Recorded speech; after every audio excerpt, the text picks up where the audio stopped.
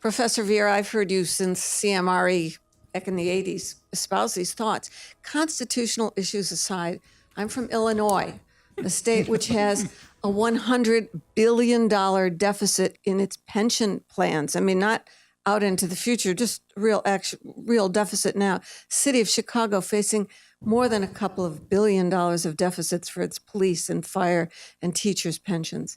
So how could you possibly think that those people who are months behind in paying their bills and dependent on federal revenues to pay their Medicaid services and so forth, how could it possibly work that the states, maybe excepting Utah, could enforce some kind of solid money contracts or go on to a gold standard themselves?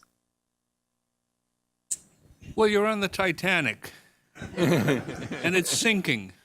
And now the question is, well, there aren't enough lifeboats on the Titanic. Our Titanic, we have the possibility to build a few lifeboats. And saving some more people is better than saving no more people.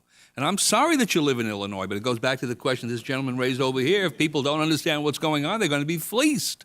Right. And you talk about pension funds. Here's an example. I had a case long ago, actually 2 cases, in the Supreme Court of the United States dealing with public sector unionism. Mm-hmm. And the first one we had was a case called Abood versus Board of Education. You can look this one up.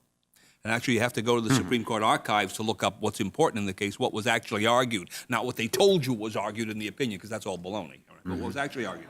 And what was argued to them was, in this particular case, that you couldn't give these public sector unions, teacher union in that case, AFT, American Federation of Teachers, you couldn't give them the kind of authority that they wanted to get over non-union employees, forcing the non-union employees to recognize them and pay them money, because this would so solidify the union's position politically that it would end up at both sides of the bargaining table, and you would see pensions and other wages and other settlements going through the roof because there would be no political accountability in the system.